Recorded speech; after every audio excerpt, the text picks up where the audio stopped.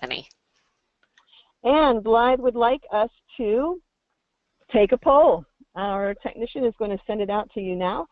She would like to ask you how many of you have actually experienced change in your workplace in the last 12 months. So take a couple minutes to answer yes, no, or I don't know, and we'll talk about that poll during the presentation. In the meantime, let's take care of our monthly housekeeping. First of all, we will do our standard question and answer throughout the presentation. Blythe will stop a couple of different times to take questions before she ends, and then of course we'll have a few minutes at the end of her presentation to continue the conversation. Be sure to put your questions in your questions box, and I will moderate those as they come in. Also, up next, we have a continuation of the Encore mini-series. We are going to have those on first Fridays, August, September, October, and November. And the outstanding speakers that are going to join us are Keisha Whitaker. She will present Fail Safe Media Relations in August. Sharon Watson, talking about using social media and other communication tools to pass a public safety sales tax, September 1st.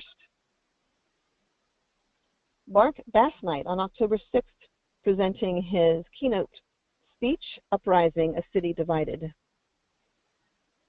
And on November 3rd, we'll be joined by Kelly Elliott, pictured here, and Leslie Quiroz. They will be talking about implementing culturally and linguistically relevant communication to diverse audiences. All of these presentations, like Webinar Wednesday, will happen from 1 to 2 p.m. Eastern Time. And our upcoming Webinar Wednesday for August is How to Win a Blue Pencil and Gold Screen Award. This is an annual presentation. It is free for members and non-members alike. If you know someone who's not an NAGC member and would like to get a taste of Webinar Wednesdays, this is a perfect opportunity. And we hope to talk to most of you at that time as we get ready to kick off our Blue Pencil and Gold Screen Award season in September. And I think that's all I have for housekeeping today. So let's close the poll and turn things over to Blythe. Blythe, again, thank you so much for joining us. I know how well received your presentation was at the Communication School, and I'm really looking forward to hearing it because I was not able to catch it there. Thanks a lot, Bethany. You can take the screen and the floor whenever you're ready. All righty. Let me make sure that that's showing my... Do you want to turn that over to me, Bethany, and I'll accept it? I believe that I did, so you can look for it on your screen, or if Mehdi needs to do it again, we can have him do it again. Okay, I'm seeing the poll.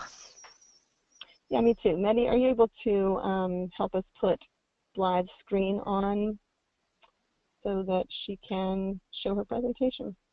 Yeah, I'm close the poll this time. Right now. Everybody please stand by for just a couple minutes while we get our screen switch worked out here.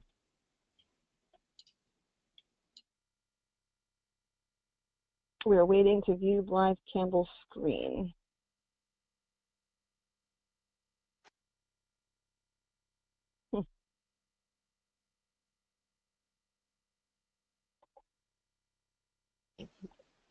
Maybe take the poll down. There we go. There we go. Okay, now can you see it? There we go. All right, let's try that again. Blythe, welcome again to Webinar Wednesdays. We're thrilled to have you. Take the floor whenever you're ready. All right, thanks so much, Bethany, for that introduction, and it's really great to be with all of you here. I guess virtually, since I can't see your faces, but want to share with you some of the information I shared with folks at the Communication School.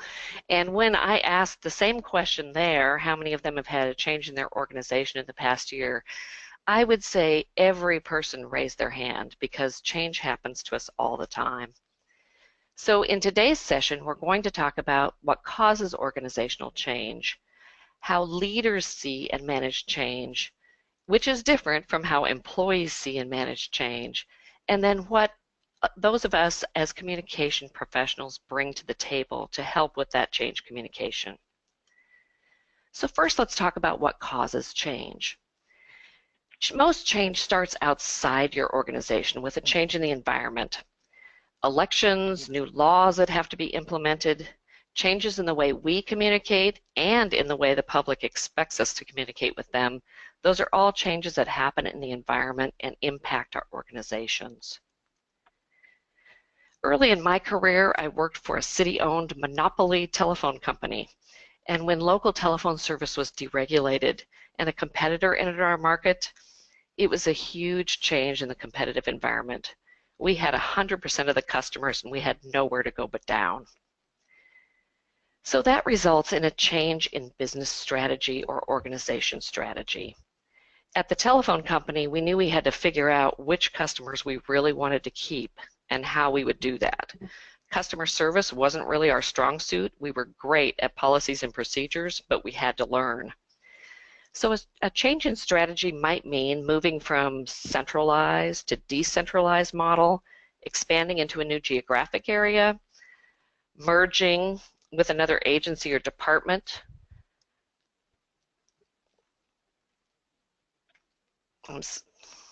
Okay. And I understand my screen is not showing, so I am going to try to take that over here.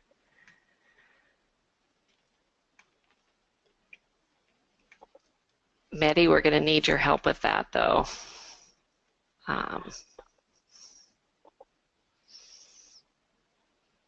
Because I can't click on showing screen. All right, well, then just go ahead and we'll continue on until we have questions, all right. Okay? All righty. So change in strategy, you may have to merge with another agency or department, reset the organization's cost structure, outsource services, change complex computer systems, or more.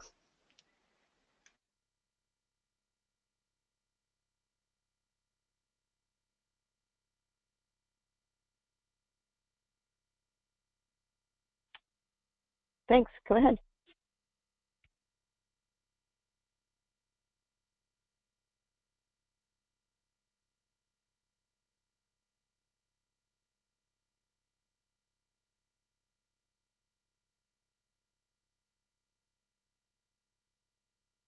I'm back with you all. Great. Welcome back. All right. And I have my screen showing.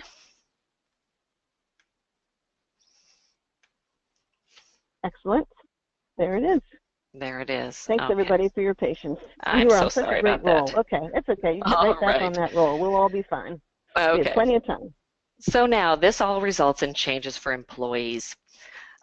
Like all these things, layoffs, restructuring, expansion, contraction, all those changes do impact employees. So let's talk for a minute about how leaders see and manage change. I've worked with a lot of senior leaders and developed a great appreciation for it's really hard to be in that position. The buck stops every time. But I also talk to a lot of employees from top to bottom of the organization. There's really often a disconnect between how leaders see change and how employees see it. So first, let's talk about leaders. By definition, they know more about the change than anybody else. Usually, they're the person who made the decision that change is necessary. They might have come to that conclusion on their own or involved their senior team, but based on their experience and everything they know, they saw a need for change. From their position at the top of the organization, they have a different view of the organization and its place in the environment. So whether they came up through the organization or were brought in from the outside for their expertise, they usually have a broad knowledge of all the factors that are going to impact their success and why the organization needs to change. Leaders know that relationships are important, and employees, unfortunately, aren't the only part of the network they have to think about. So most change efforts are going to require a broad base of support in and outside the organization. Good leaders see little shifts in the environment, and through their experience and intuition, they see those as a threat or an opportunity. So they string together those dots and get a picture of where the organization is now and where it needs to be. And then when they think of change, it's in terms of what's the strategy, what's the structure going to be, and what resources they need. Now, I've worked for some people that aren't particularly good leaders when it comes to change. Realistically, not every leader is a master visionary. So here's some of the bad stuff in how leaders manage change. And I'm not going to name any names, but I'm not sure which is worse. Leaders who put off decisions until things get really bad, or leaders who jump to implementing the change that they want to make without considering all the impacts. And sometimes you end up with both at once. A leader who defers decisions and then panics and gets impatient with the pace of change. So I don't have to tell you guys as communicators the importance of culture in a change effort, but there's many leaders who don't understand or don't care what impact change will have on culture. And then we have leaders who want to make all the decisions themselves in secret without input. Those are tough leaders to deal with too. But our ideal leader does all of these things. So they see a change in the environment, they sort through the best options with a strong team of people. So they may build a team with just their senior team, bring in experts or consultants from the outside, or build a multidiscipline team from all levels of the organization. In any case, they know how to build a team with the members they need on it. And once the team's agreed on a strategy, a good leader knows not just how to describe the change, but how to describe the future state of the organization in a compelling way. You know, they have a vision for the future. Our good leaders know they can't make a change that results in short-term success but leaves the organization weaker in the long term. They know they have to jump before they have all the answers. They have to be willing to calculate risks, make quick decisions, but they also understand the real risk of doing nothing. They're decisive. And then they know it's not just actions that count, but behaviors. They model good team building and good decision making and the right kind of risk taking. I had a CEO who was a wonderful communicator usually and understood that in a time of change he needed to do even more. And so instead of spending all his time behind closed doors, of course they were spending some time behind closed doors, he walked out into the organization and spent more time with employees than he had before. That was a great model from top to bottom for our managers and supervisors about what behaviors make sense during change. And then most organizations have values about taking care of people, and good leaders uphold those values. And Michelle, I was going to stop here for a sec and see if we have any questions yet. Nope, no questions yet, so you can proceed apace. Okay, here we go. So, how employees see change. We've all heard people don't like change. Here are plenty of negative words to describe how people might feel about change. But change also brings opportunity. And so here's a set of good words. Feelings that the right change initiative is done in the right way can inspire in your people. And we'll get back to this in a minute because there's an exercise I go through with these words that helps me prepare communications about change. So let's talk about what employees want to know. Employees have tons and tons of questions about change. And here are just 12 of the many questions I've answered over my career. You know, as much as we need to, as communicators, at some point answer every single one of these questions, and I don't know about you, but I've had Q&A documents that have been 25 pages long. Before we answer those individual questions, we really need to do this for employees. It's what they need to know. They need to know the context for change. So when we were at the beginning talking about what causes change, they need to know what was the change in the organization's environment that resulted in the change in strategy that made the organization have to change. And we need to tell them how those changes are going to position the organization for success. So this context isn't something that we just provide when things are changing. It's really important to provide it every single day so you aren't playing catch up when you're trying to communicate about change. So that same look over the horizon that your leaders are doing needs to be translated to the employee level. So whether that's sharing pertinent news articles or doing a quarterly message from the director, or even devoting part of a staff meeting just to context setting what's going on in the environment around us, how do we think that might change our organization, that's really important. And putting change into context isn't about making excuses. So saying our budget got cut, so we're forced to make these changes, but really about helping employees understand the challenge. There's less money in our agency's budget this year, so we need to look hard together at what we're going to do to adjust. So let's get back to that exercise on employee feelings. And this is what I do when I'm thinking about change. I write it out for myself and I share it with my leaders. So I say, what about this change could make employees feel fill in the blank? So what about this change, for example, could make employees feel paralyzed? Let's say employees have heard there's big changes coming to the department. And so they've heard rumors that their department will be merged with another one and there's not going to be enough work for everybody. So while the decisions are being made behind closed doors, employees wait to hear whether or not the rumors are true. It gets harder and harder for them to do their work. Supervisor isn't talking. In fact, she's spending a lot of time in her office with the door closed too. And deadlines start to slip and a bad situation can quickly get worse. That's how our change could make employees feel paralyzed. So let's take another one. What about this change could make employees feel grief? Let's say as part of the change, a long-time beloved leader is going to leave the organization. Maybe it's an elected official that had a strong team coming to the end of their term limits, or it's a supervisor with 30 years of experience. That kind of change can make employees feel grief. How can we as communicators help employees feel differently about that change? So let's look at the positive feelings and just go through quickly the same exercise. Let's say, what about this change could make employees feel relief? Let's say they know the agency's budget's under a lot of pressure. So rumors of layoffs, even elimination. What if we could show employees how that challenge is manageable? The senior team has a real plan to meet the challenge, and we think we can manage downsizing through attrition instead of layoffs. That might help employees feel relief in this change.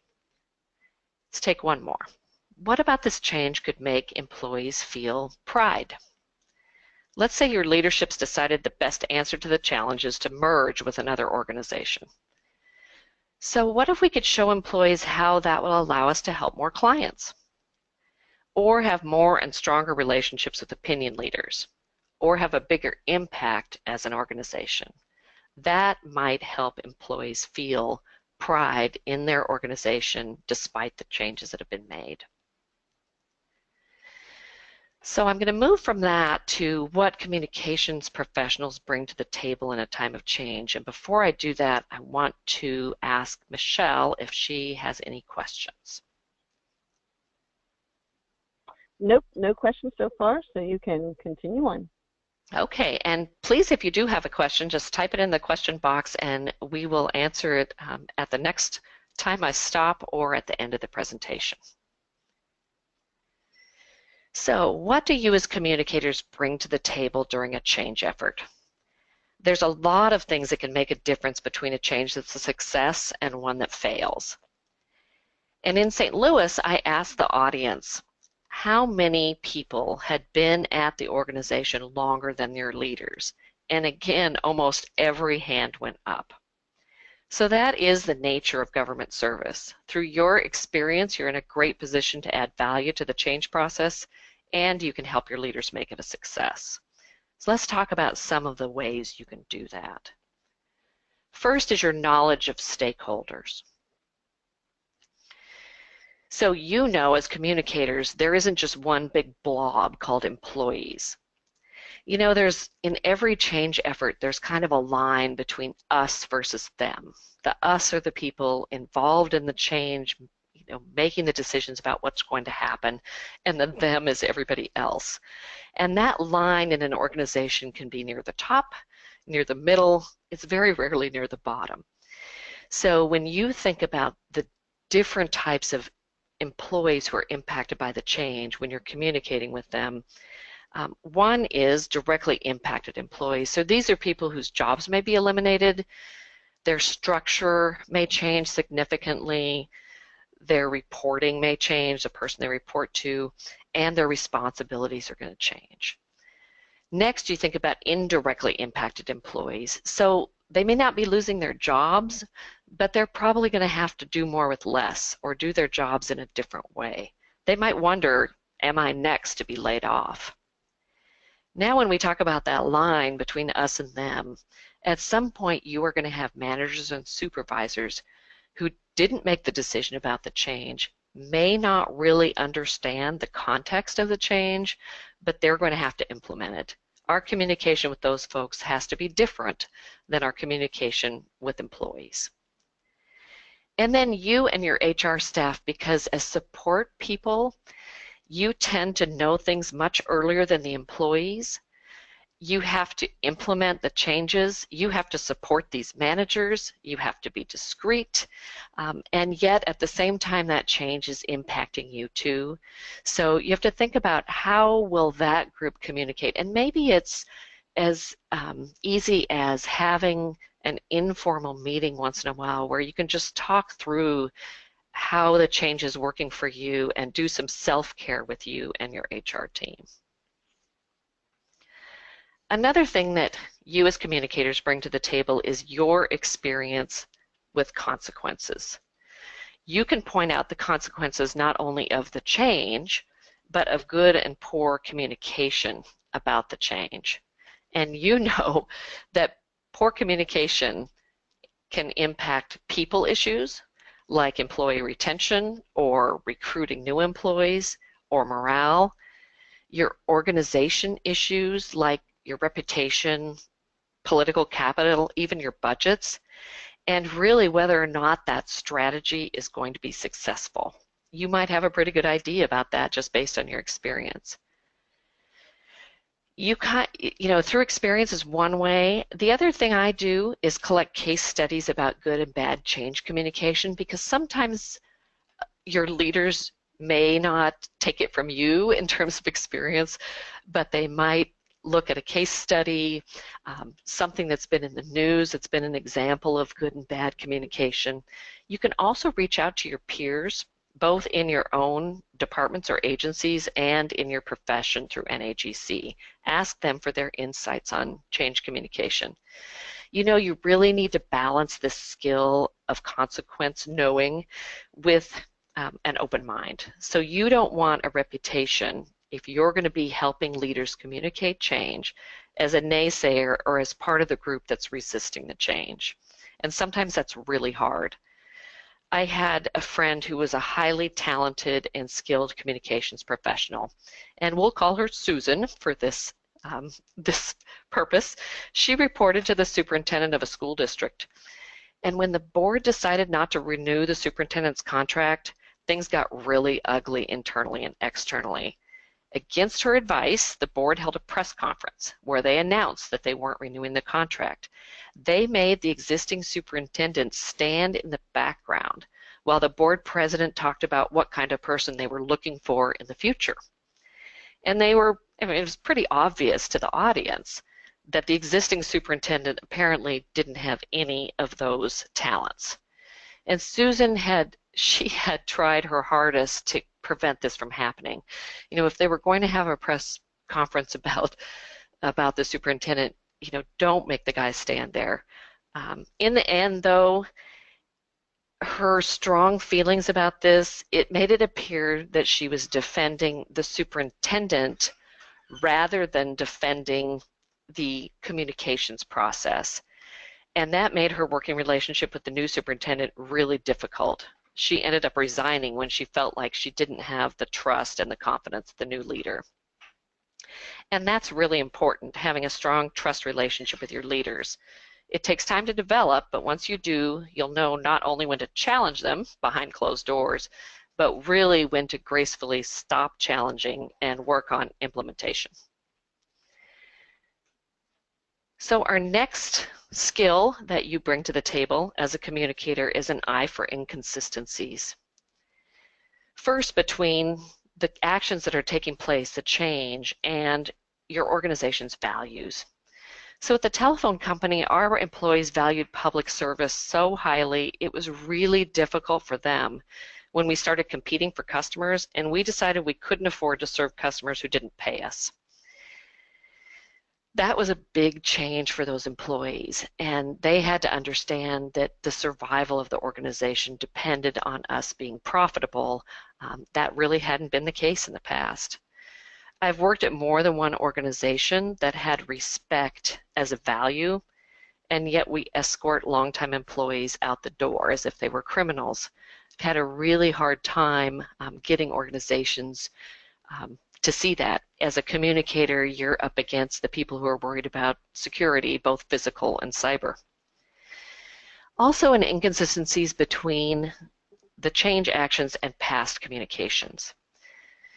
So I've been in organizations where we've rolled out a structured market-based system of compensation, where we're studying the market, we're putting everybody into bands, we're making sure that our compensation system is fair across the board.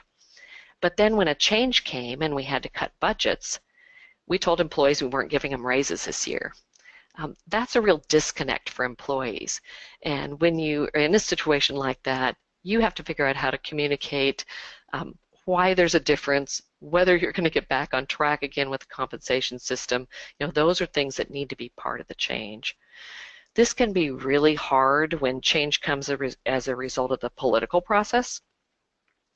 But you need to use specific examples of past communications and try to bridge what was then with what is now.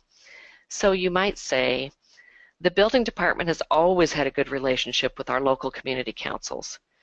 Now our philosophy about fast-tracking development proposals has changed, and we're going to be working hard to get development through faster, but we don't want to lose those relationships with community councils. We need to make sure we keep those strong. Now, between the actions and external communications. So let's say the head of your agency testified before the legislature that you were on track to complete a major software conversion. But because the budget's been cut, you're cutting back staff, it's not likely you're going to be able to keep that schedule. How do you bridge that gap between the communication that was done externally and that you're going to do internally? And finally, between what changes you're making and your employees' sense of fairness. So, I've heard people say life isn't fair, but there's boundaries of acceptability. So if you cross those, you're going to have difficult communication and bad outcomes. Government employees often get maligned unfairly already by the public, so you have to work even harder to demonstrate that what actions you're taking are fair. And where unions are involved, as a communicator, you walk a really fine line. Often you're supporting management, but you need to remember that each of your union employees are individuals who are being impacted. And if you can make sure that if you look at those actions and how you're communicating them and say, this seems fair, you're going to be more successful. Now let's move on to your knowledge as communicators of communication tools and of measurement. First, you know which tools work and which tools don't. We've had a great employee newsletter, or so those of us in the communications department thought, and what we found out through surveys is people read the feature articles about employees that had employees' pictures in them. They rarely finished reading the message from the director. You can share that information with your leaders so that the communication that they want to share is delivered in a way that works, a tool that works. You know how to match the communication tool to the audience. So for example, in an area where you have a lot of field employees, you know they aren't sitting at their computer in the morning getting that all-employee email that announces the big change in the department. You also know that one tool isn't enough. And I have been in a lot of organizations where the idea of the leaders is first the all-employee email, maybe we'll have a town hall, and then we'll follow up in the newsletter. You know that it takes a lot of different tools to reach your audience, and you know best with your employee group which tool is going to work. You also need to ensure two-way communication, so that's something that's often forgotten by leadership who wants to deliver the message about change. Many organizations, you've got employees that have seen lots of changes at the top, and they've seen change initiatives come and go. It's going to be really important for your leaders to listen to employees throughout the change process, and you need to help leaders do that both formally and informally. And whether that's encouraging more informal, face-to-face communication from your leaders, managers, and supervisors, having them show up around the office more often, instead of being behind closed doors, whether you set up small, just listening sessions that have a few remarks from the leader and lots of time just to hear from employees, set up a survey mechanism, some kind of online tool, ensuring that two-way communications is part of doing a great job as a communicator. And then finally on measurement,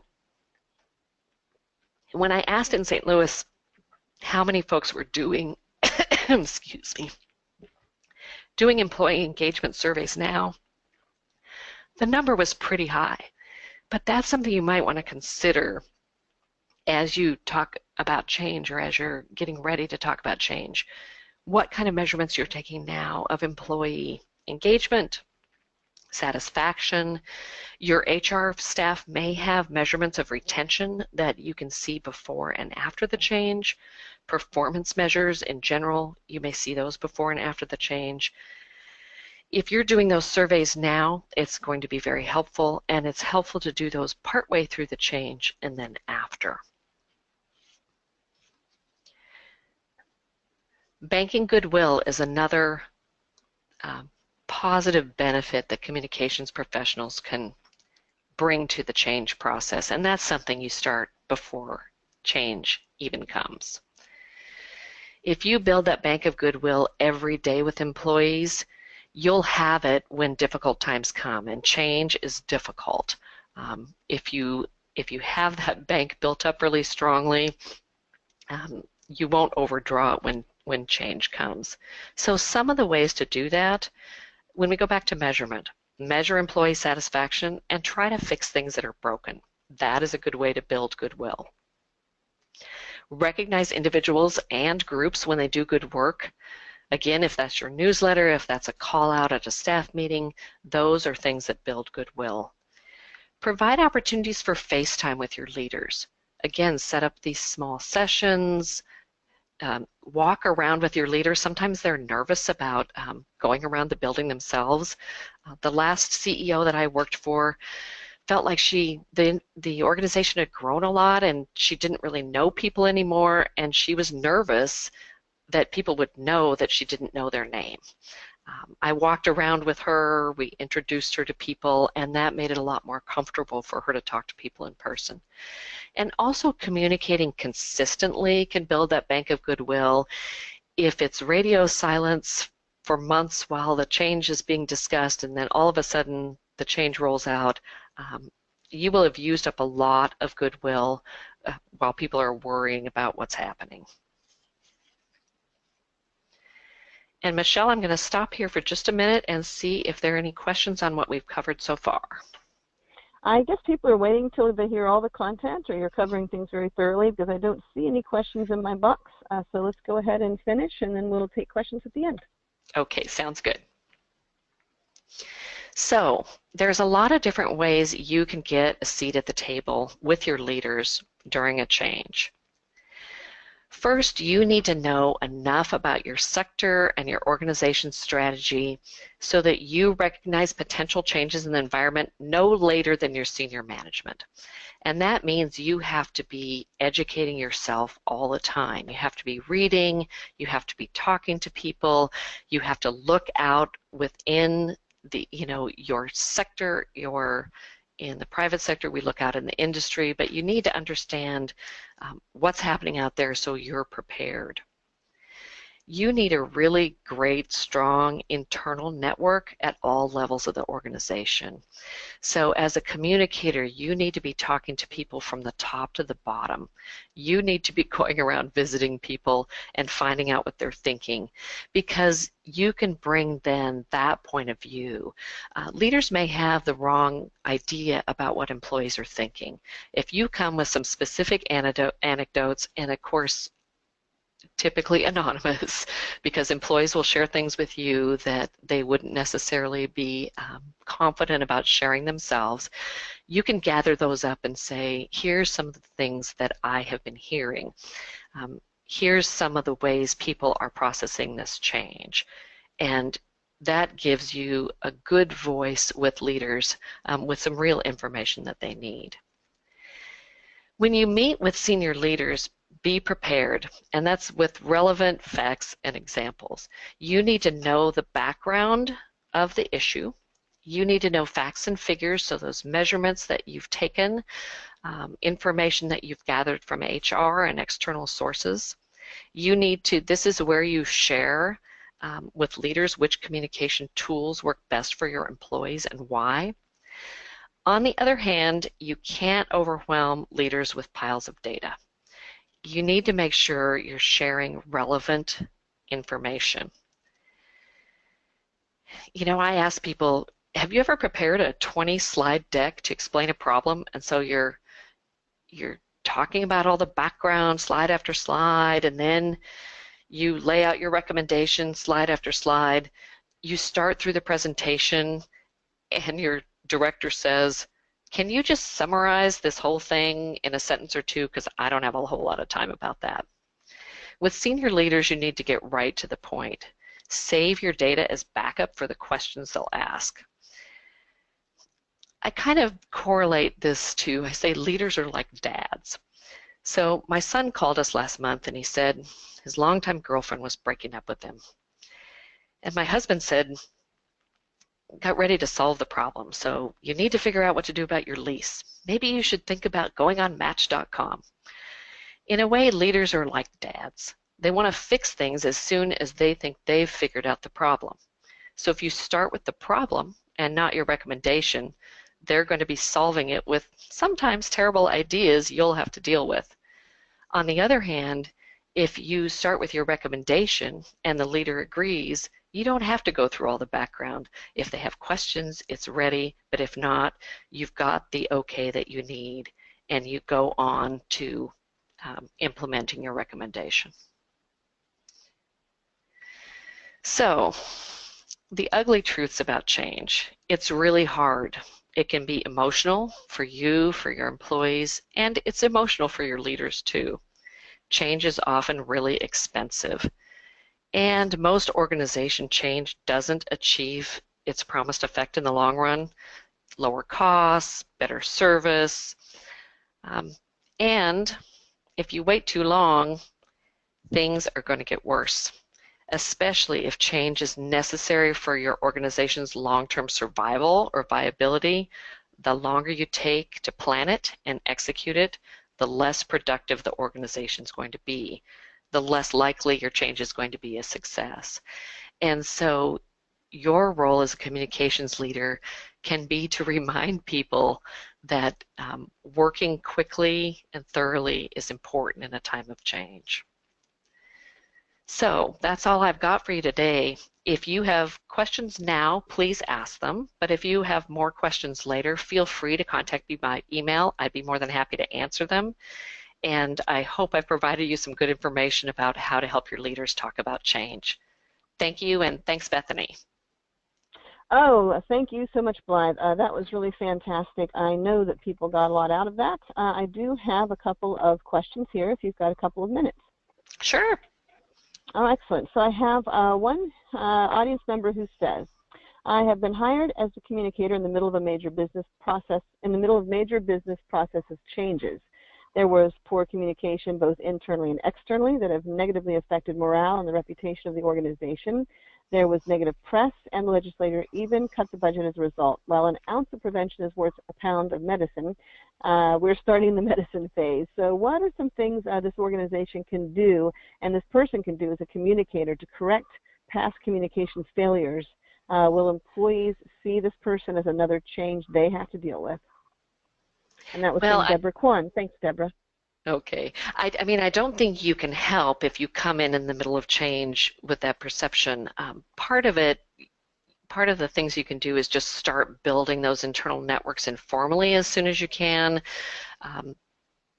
You know, you obviously have the background on what about the change went wrong, but hearing it from individual employees is going to be important to give you enough background to help leaders figure out how to turn it around. I mean, it really becomes kind of that classic crisis communication strategy in a way. You know, gather as much information as you can about what's happened, see what kind of communication has been done already, build that strong internal network, bring that information back to your leaders, and honestly, I mean, I think this is where transparency comes in. I mean, I think that leaders and people up and down the organization who are part of the communication have to say, you know, I know you've all noticed this didn't work. Here's why we thought it didn't work.